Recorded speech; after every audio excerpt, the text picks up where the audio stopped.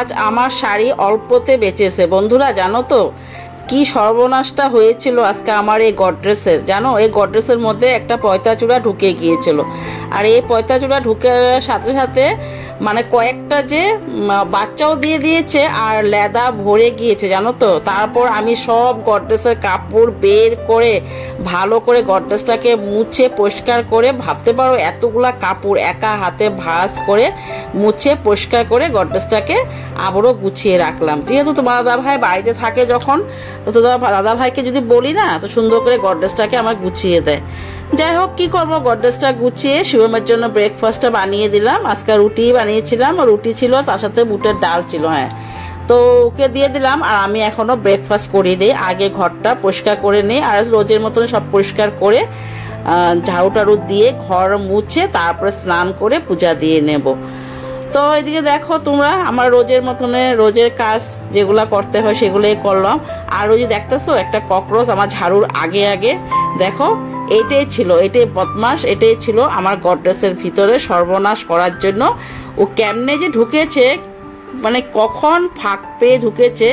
এই যে দেখো, এই ককরোচটা আমার মানে আমার আজকে সারা দিনের কাজ সর্বনাশ করলো। যাই হোক, গডরেজটাও পরিষ্কার হয়ে গেল একসাথে সাথে। তো হেড কালার দিয়েছিলাম, তো হেড কালার দেওয়ার সাথে সাথে সেটা বের হয়ে আসছে আর কি। তো এদিকে সুন্দর করে ঘরটা রোজের মতনে মুছে নিলাম, মুছে পরিষ্কার করে তারপরে স্নান করে নিলাম। গুড মর্নিং এভরিওয়ান, কেমন আছো তোমরা? আশা করি তোমরা সবাই ভালো আছো, সুস্থ আছো। আমিও ভালো আছি, সুস্থ আছি। আর এই যে জাস্ট স্নান করে আসলাম, আর স্নান করে এখন পূজা দিয়ে নেব।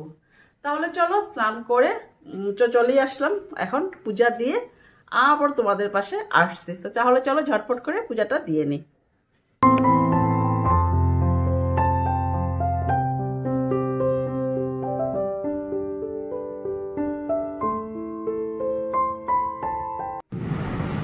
তাহলে চলো পূজা দিয়ে রুটি বানিয়ে নিলাম আমার জন্য, গরম গরম না, ঠান্ডা রুটি হয়ে যায় ভালো লাগে না।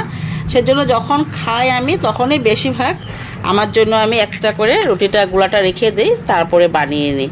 ঠান্ডা রুটি খাওয়া যায় না, তাই না বন্ধুরা? তোমরা এরকম করো কি না আমার কমেন্ট করে জানিও তো। আমি কিন্তু সবসময় আমার জন্য এভাবে আটা মানে দুলাটা রেখে দিই, তারপরে আমি বানিয়ে নিজের জন্য খেয়ে নিই আর কি। চলো, এদিকে আমার রুটি বানানো হয়ে গিয়েছে, তারপর রান্না করতে চলে আসলাম। তো রান্না বসিয়ে দিয়েছি, একদিকে রান্না বসিয়ে দিয়েছি আর একদিকে বাসনগুলো মেজে নিয়েছি। এইভাবে ঝটপট করে না করি তাহলে হয়ও না, তাই না? তো আমার জানোই তোমরা, আমি একা থাকি বাড়িতে, তো সারাদিনের কাজ আমার একা হাতে করতে হয়, তাই আস্তে আস্তে করে সবগুলা কাজ করি আর কি।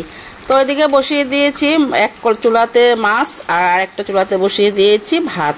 আর হ্যাঁ বন্ধুরা, তোমাদেরকে বলেছিলাম না যে আমি প্রেসার কুকারে খাওয়া বন্ধ করব।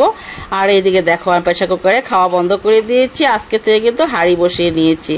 আর লতি দিয়ে আসলো দাদা ভাই, তো লতিটা আজকে বানাবো আমি শীতল দিয়ে বানাবো না, মানে কোনো শুটকি দিয়ে বানাবো না, আজকে বানাবো এই মাছের মাথা রয়েছিল, তো মাছের মাথাটা দিয়ে লতি বানিয়ে নেব। আর কি বলবো তোমাদেরকে বন্ধুরা, দাদা ভাই যে এত ভালোবাসে লতি, তো লতি নিয়ে আসে, আর নিয়ে আসলে এভাবে মানে ফেলে দিতেও ভালো লাগে না।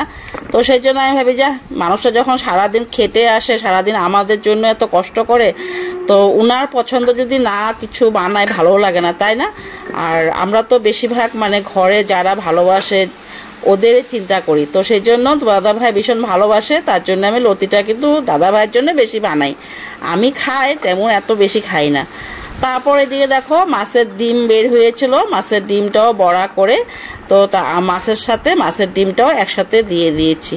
আর আলু দিয়ে বেশি বানাই, কারণ সবজি দিয়ে খাওয়াটা শিবমের জন্য মানে শিবম এত ভালোবাসে না, তো বলে একটু মা হালকা পাতলা করে আলু দিয়ে একটু ঝুল বানিও।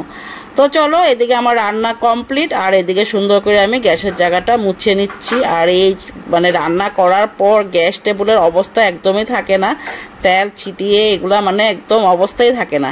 তো সেই জন্য আমি রোজই কী করি, পরিষ্কার করার চেষ্টা করি। আর ভীষণ গরম, কি বলবো বন্ধুরা, মানে কাজ করা যাচ্ছে না।